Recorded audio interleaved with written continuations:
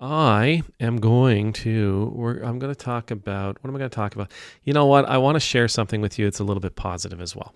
Uh, Positive and deeply challenging. I appreciate that this is going to be deeply challenging. So blame the YouTube shorts. Blame the YouTube shorts. You know how they will give you like clips of movies. And by the time you've watched all the clips of the movie, you don't need to watch the movie anymore because you get a general understanding of what it is that has transpired. Anyway, they've been showing me clips of a movie called Rush. And Rush is about race car driving. I can't remember if it's Formula One or whatever, but it's race car driving. I think European race car driving, and it's about a guy named Niki Lauda, and I can't spoil it because I haven't seen it, but the clip that I watched, Nicky has gone through a pretty traumatic car accident, and he suffered some pretty extensive damage to his face, and he had some restorative surgery. And he's talking to his chief rival, and he says, you know, the biggest problem, the hardest part was when they were trying to drain my lungs. That was the most difficult thing to get to. But I'd be watching TV when they did it, and I'd be so angry at you. Again, he's talking to his rival, because you were stealing my points. And the guy says, your points? He says, yes, I would have been winning those races if I hadn't have been in that accident. And then he says, my doctor said to me, you know, having an enemy isn't always a curse. Sometimes it's a blessing. And then Niki Lauda quotes a 17th century priest by the name of Balthazar Gracian. A wise man gets more use from his enemies than a fool from his friends. A wise man gets more out of his enemies than a fool gets out of his friends. A wise man will learn more from his enemies than a fool will learn from their friends. A wise man will grow more because of their enemies than a fool will grow because of their friends. A wise man will improve more because of their enemies than a fool will improve because of their friends. That mentality that an enemy isn't always a curse. An adversary isn't always a curse. An obstacle isn't always a curse. An issue isn't always a curse. A problem isn't always a curse. Sometimes these things can be blessings. Now, I want to be very, very, very clear. I am not saying that some of the obstacles and some of the issues and some of the enemies and adversaries that we have in this world I'm not saying that they are all blessings. I'm not going to tell you that an administration that keeps cutting their support for the least fortunate in their nation is a blessing. I'm not going to heap that on you. I'm not going to tell you need to start seeing these people as blessings because what they're doing, it's actually going to be really good for you, because that's one of those whole tough love arguments, and I don't believe in tough love. It's a matter of our choice, though. It's a matter of our choice. And just because we are able to see our enemy as a blessing, just because we are able to see an adversary as a blessing, just because we're able to see an obstacle as a blessing, just because we're able to see an issue or a problem as a blessing, doesn't mean that they are not still causing us and the world around us a significant amount of pain that needs to be stopped. Okay? But this mentality is about us and our choice how to perceive a moment. So, let's say some government somewhere at some time cuts a whole bunch of jobs, and they cut a whole bunch of funding for social programs. They're going to do it whether I like it or not. They've already done it. The budget's already signed, written, it's put into law. No longer a bill, as was said to me a couple of weeks ago when we were talking about the big, beautiful, ugly, nasty bill. It's no longer a bill, it's law. Get over it. Fair enough, it's law.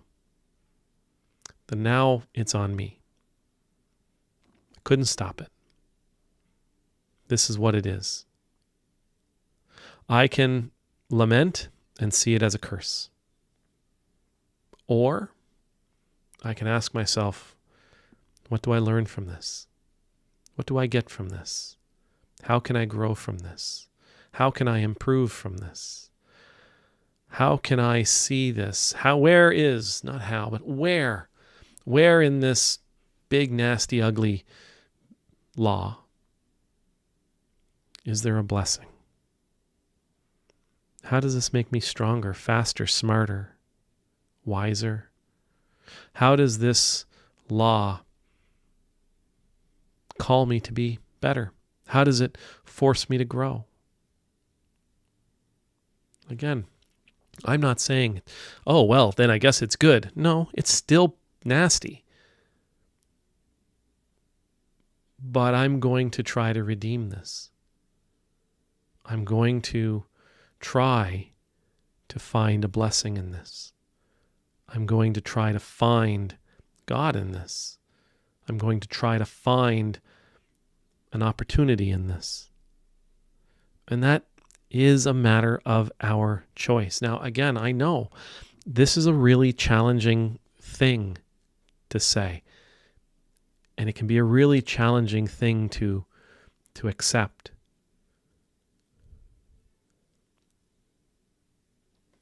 But it also may be a wonderful, liberating way forward. Fine. It is what it is. The situation is what the situation is.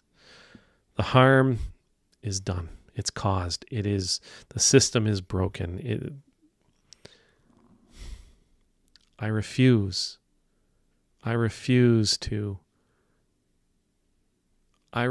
to get nothing out of this. And even in the worst, even in the ugliest, even in the nastiest situations, we can redeem those moments for ourselves. We can redeem our enemies for ourselves by choosing to find a blessing in their existence, in their presence. It's not easy, but it's doable. It's not easy, but it is healthy. It's not easy, but it is worthwhile.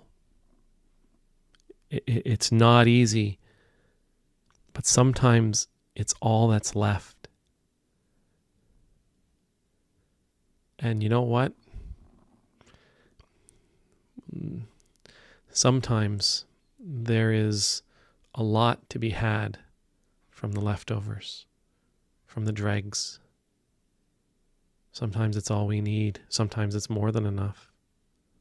Shoot, this is going to sound really strange, but I once heard a story. It's just coming to mind now. I apologize, but I once heard a story about brisket. I don't know if anybody out there likes brisket, but apparently brisket is one of the worst cuts of beef. And what they would do is they would allow the cowboys who were running a cattle train from point A to point B. They would say, okay, well, you can take the brisket. That's going to be your cut, and that's what they ate. But it was the cooks. They figured out that you can take this nasty cut of meat and you can make it into something really, truly stinking delicious. It just has to be cooked in a very particular way. It takes a long time. It's a lot of effort, a lot of work. But if you do it the right way, the brisket, it can be amazing. And not for nothing. I mean, that was, 100 years ago, 150 years ago, they were running cattle. They come up with this recipe. They come up with this method to turn this tough old piece of meat into something gorgeous and delicious. Go to a restaurant now and look at the price of brisket. Are they pricing it out as the nastiest, toughest cut of meat? Absolutely not. Because it's delicious. All that to say, we have a choice.